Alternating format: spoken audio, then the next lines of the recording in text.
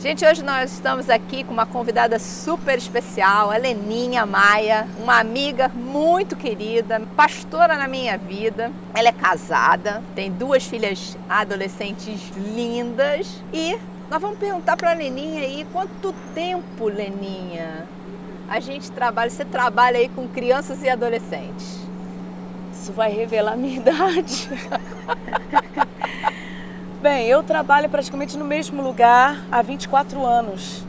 Eu vim fazer seminário no Rio, era de Teresópolis, vim fazer seminário e fiquei. E desde então trabalho com crianças. E depois fui aprendendo a lidar com adolescentes, a trabalhar com adolescentes, terceira idade, tudo, né, gente? A gente vai... Mulher tem muito disso, a gente faz um pouquinho de cada coisa. Mas vocês pensam que Leninha só está aqui no Rio, a gente está falando do Rio de Janeiro? Não, Leninha, em quantos congressos você já falou e em que estados? Menina, assim, diversas regiões do Brasil, já fui para lugares bem distantes. Eu acho que para todas as regiões eu já cheguei.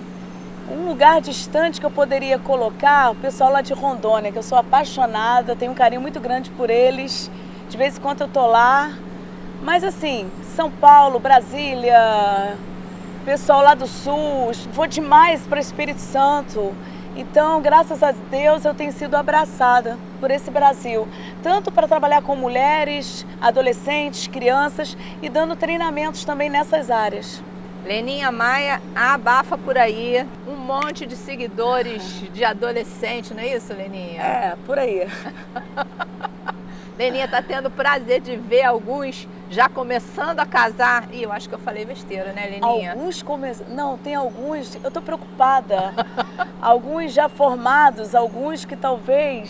Gente, tem muita gente por aí que já colocou a vida para andar e às vezes chega algum recadinho, né?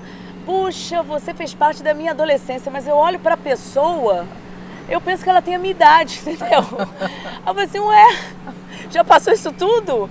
Então, graças a Deus. Mas eu tenho orgulho disso, eu tenho alegria de ver gente assim, andando, né? Tá levando a vida, às vezes a gente demora a saber notícias, mas eu vejo a atuação de Deus em cada vida, graças a Deus. Ah, você que tá achando que a Leninha só tá falando da vida dela, continue aí, porque ela vai te dar dicas super legais, hein? Leninha, como é que você vê o momento da adolescência atual? Pois bem, ela está muito diferente. Um dos maiores desafios hoje para quem lida com adolescente é ministrar o coração para esse adolescente aprender a lidar com dor. O adolescente e as nossas crianças também, né? Mas eu vejo mais na questão da adolescência. Eles estão com essa dificuldade. Eu acho que na minha época, na nossa época, né? A gente tinha que lidar com bullying, a gente tinha que reagir. O pai, vambora, levanta, não pode chorar, vambora. Não que... Claro que nós passamos por dores, mas a gente tinha que reagir a essas dores. Eu percebo que as dores que são apresentadas para os adolescentes nessa geração têm causado paralisação. Tem vindo com medo, tormento, angústia. Alguns pensam até em desistir. Então, esse é o maior desafio, eu acho que hoje, sabe? Lidar com o adolescente para saber que não é na primeira pancada que ele vai parar. Ele tem que levantar a cabeça, tem mais para ele viver, tem mais para ele lutar pela vida. E não é só ele que sofre. Porque eu acho que é uma conspiração contra a vida do adolescente, sabe?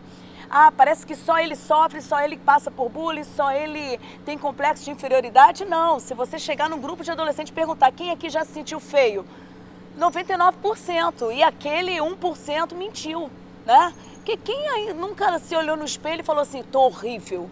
De vez em quando acontece comigo até hoje. Mas assim, a gente tem que superar isso, a gente tem que aprender a lidar com dor, a gente tem que se levantar. E a proposta da palavra de Deus... ela vem para dar essa visão para a gente, sabe? Porque Deus acredita na gente. Isso é impressionante, né? Ele acredita. A gente sabe que a adolescência é um momento de descobertas, de comparações. Eles começam a refletir sobre valores, né? Como é que isso acontece. Mas hoje a adolescência, a gente vê uma adolescência pesada, né? Dessas situações.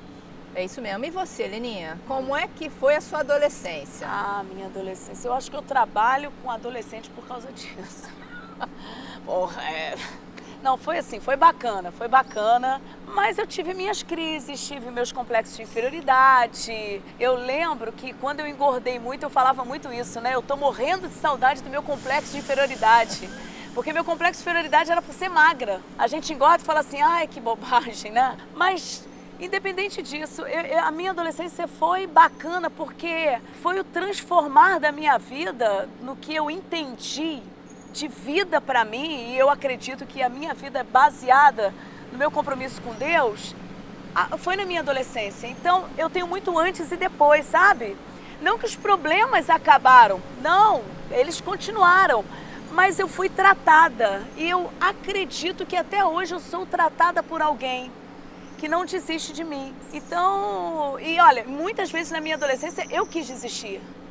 Problemas dentro de casa, problemas familiares, relacionamentos quebrados. E Deus foi assim, sabe, colocando saída, abrindo os meus olhos. E eu também entendi o quanto eu poderia contribuir com esse processo, sabe? Isso é bacana. Eu sempre falo que a gente tem que tomar uma decisão. A gente tem que tomar uma atitude. A gente tem que se colocar em pé. Por mais difícil que seja. E Deus usa pessoas, Deus usa como se fossem anjos para dá um toque em você, ó, vamos se levantar? Você está sem força hoje, mas eu posso te emprestar minha força. Amanhã, quem sabe, eu vou precisar dessa força. E Deus começou a fazer esse tratamento comigo na minha adolescência. Resumindo, minha adolescência foi o grande mover de Deus na minha vida. E eu tenho muitas histórias bacanas, não dá tempo de contar aqui, mas tratou profundamente a minha família. O meu relacionamento que era quebrado com meu pai, hoje ele não está mais vivo, mas Deus tratou no profundo. Mas eu tive que abrir meu coração e eu tive que fazer minha parte. O resto Deus fez assim, maravilhosamente. E antes do meu pai morrer, ele se tornou meu melhor amigo. Que sabe? Bacana. E isso não foi perto da morte dele, não. Eu tive oportunidade de cuidar no momento que ele passava por uma grande enfermidade, mas Deus já tinha restaurado lá na adolescência a minha amizade com ele. Então eu tenho muito que agradecer a Deus por tudo que eu vivi nessa época. Que bacana, bacana. A gente vê esse relato, né? A gente se acha feio, chato, né? Todos eles, né? Mas que Deus vai tratando e vai movendo essas situações. Leninha, sei que você tem alguns irmãos, né? Eu não sei qual, você é a caçulinha do pedaço, mas eu não sei a diferença de idade do seu irmão mais novo para você. Bem, eu tenho 4 irmãos, né? Eu tenho uma irmã mais velha, diferença de 15 anos, muito tempo, né? 15 anos, depois eu tenho um irmão com diferença de 14 anos, depois outro com diferença de 13 e o menor a diferença de 7 anos, ele é 7 anos mais velho do que eu. Então, ser caçula é bom demais. Rapaz, como é que você é paparicado? Você tem irmãos mais velhos, assim, você ganha muito presente, entendeu? E não tem aquela cobrança toda de irmão próximo, né? Faz isso, faz aquilo. Não, porque eles já estavam desenvolvidos. Então, eles queriam era me abençoar. Então, eu fui privilegiada, tá certo? Mimada, gente. A palavra é essa, mimada, né? Pelos pais, mimada pelos irmãos. Os irmãos sentiam meio pais dela também, né? Até hoje, principalmente, assim, o meu irmão, que é mais velho do que eu, 7 anos, a gente tem uma ligação muito forte, muito forte. Eu acho que ele até assumiu muito essa parte de pai pra mim, de cuidar, de saber como é que eu tô, sabe, de me dar bronca, de me colocar pra cima. Então, mas assim, eu sou privilegiada com todos os irmãos, graças a Deus. É bom ter irmão, né? Ah, é bom. De vez em quando a gente dá uns arranhozinhos, mas a gente trata a alma, trata o coração. Eu acho também que eu já passei da idade disso, né? Então a gente se dá bem. Ah, mas tem muito irmão e irmã que não se fala. Ah, sim. Lá em casa eu sei o que é isso com as minhas filhas, mas aí eu não dou tempo, não. Antes delas, se elas brigarem por qualquer coisa, por exemplo, se elas brigarem por causa de celular, eu tenho a capacidade de quebrar o celular. Então elas rapidamente, não, me perdoa, desculpa, entendeu? Porque elas sabem que eu sou nervosa pra isso. Sabe por quê, gente? Eu acho que a gente não pode perder tempo. A vida tá passando muito rápido. Concordo. E a gente precisa valorizar quem tá do nosso lado. Se eu sofrer um acidente, né, eu falo isso muito para os adolescentes, se acontecer qualquer coisa comigo, quem vai ficar cuidando de mim são as pessoas da minha família. Os meus amigos podem até me visitar. No início, eles vão até se empolgar, querendo visitar todo dia, mas depois, olha, uma vez por mês, uma vez por ano. Quem vai ficar perto da gente é quem está ali pertinho, é família. Então, eu acho que a gente tem que valorizar, sim. É isso mesmo. Família é bom. Eu tenho uma irmã, amo minha irmã, né? E é super bom o nosso relacionamento. Leninha, e como era o relacionamento com os seus pais? Eles te davam liberdade de horário? Você podia chegar a hora que quisesse, né? Eles eram muito rígidos ou eram mais liberais? Conta aí pra gente. É ruim, hein? Eu tinha horário para chegar sim. Meu pai levava isso muito a sério. Mas assim, não morri por causa disso não, né? Eu vejo alguns adolescentes que falam assim, meu Deus, eu não sou livre, minha mãe me colocou para chegar às 10 horas da noite, mas pensa onde você mora também, né, irmão? É desesperador, né? Então eu tive minhas regras, meus pais colocavam regras, mas sempre com muita comunicação. Eles confiavam muito em mim. E eu sempre tive esse cuidado de manter esse respeito. Agora, confiavam porque você também dava crédito, né? Sim, sim. Eles não descobriram que você passou eles para trás e disse que ia lá e não foi em outro lugar. Não, sempre tentei zelar isso. Desde a adolescência, na minha adolescência eu já viajava muito para congressos, sempre participei muitos, assim, de coisas dentro da igreja. E eles sempre confiaram. É uma relação, né? Sim. O pai vai confiar no filho, se o filho também fizer as coisas direito, né? Porque se o pai olhar e começar a ver que ele está mentindo, né? O pai também começa a perder a confiança, e aprender né? também que em algum momento na vida a gente vai levar um não, né? Com certeza. Porque se o pai fala não pode, ai morri, meu pai, que isso? Quantos nãos, Leninha, na fase adulta você já levou? Quantos nãos eu levei na fase adulta, na adolescência? Eu costumo sempre falar, quem nunca levou um toco na vida? Tu já levou, Keila? Já levei toco, já levei toco. Eu também já levei toco na vida, assim. Às vezes a gente leva um toco até pelo olhar, né? A gente está assim, paquerando, olhando, a pessoa finge que não viu. Não viu.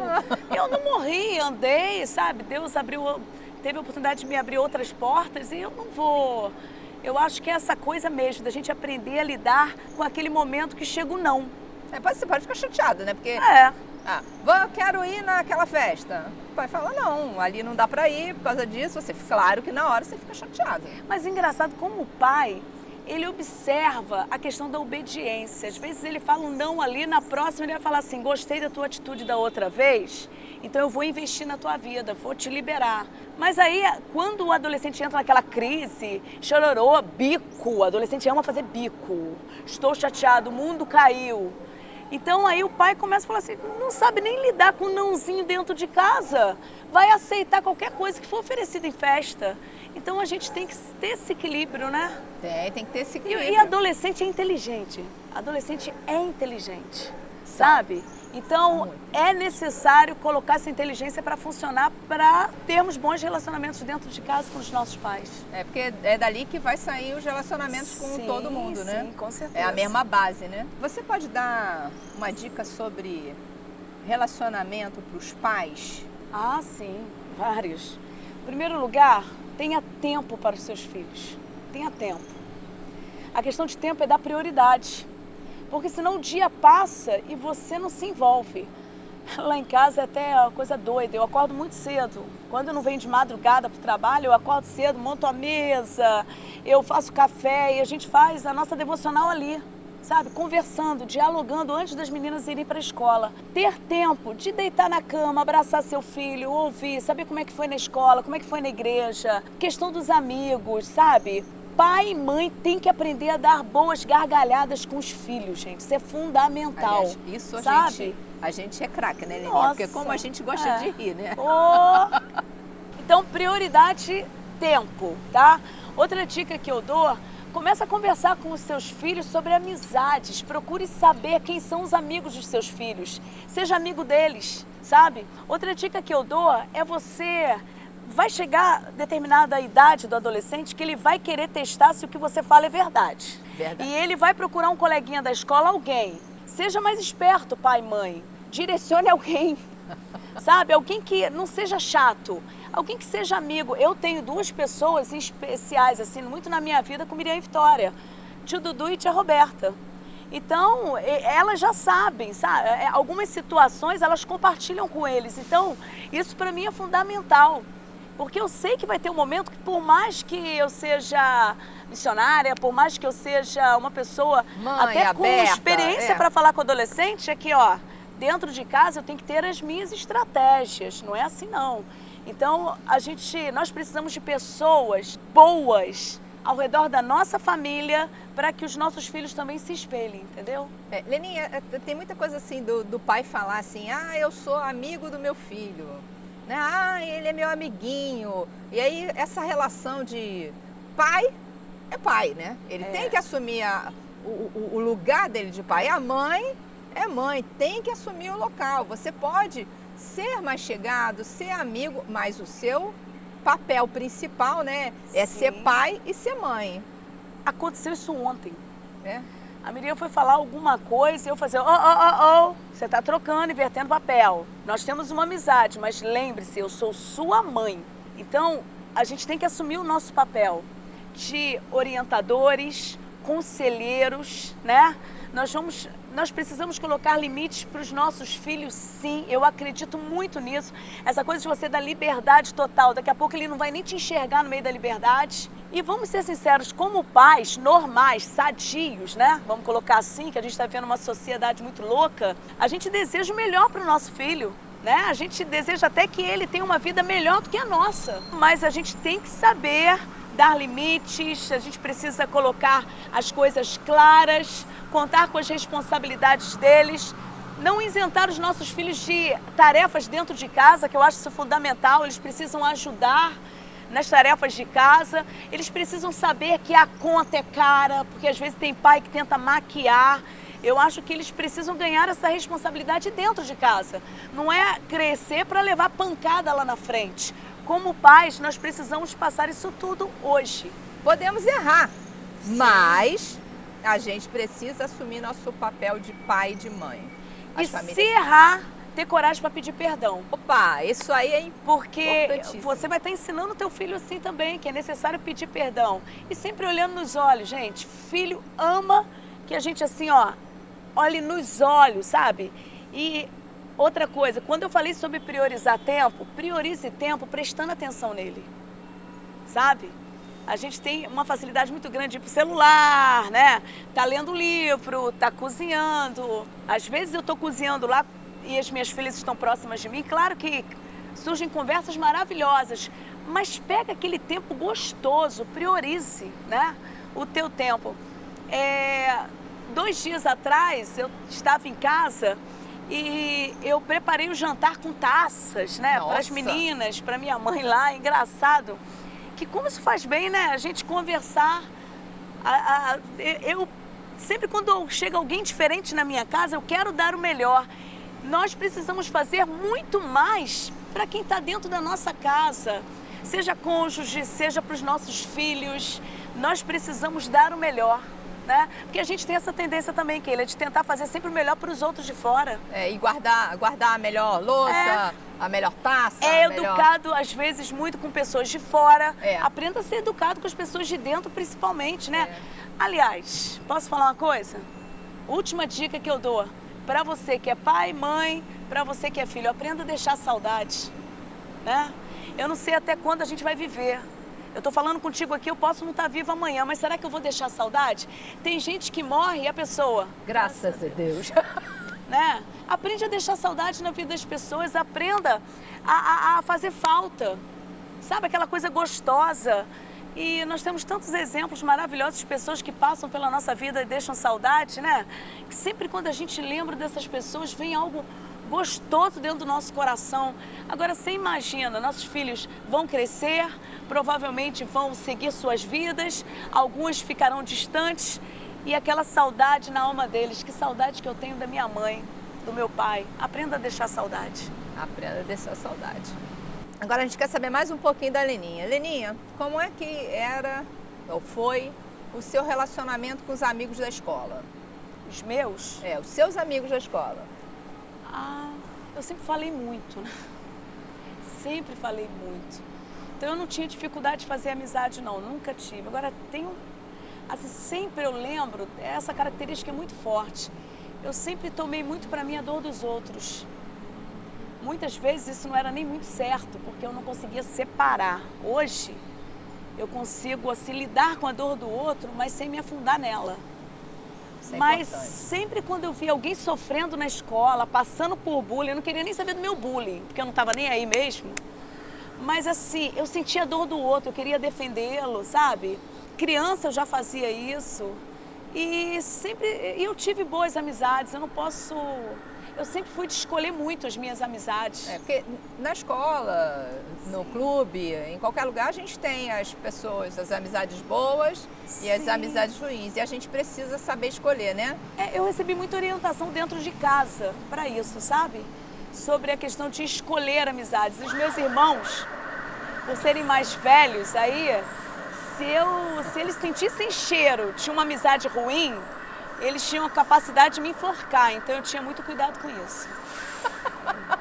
A pressão dos irmãos.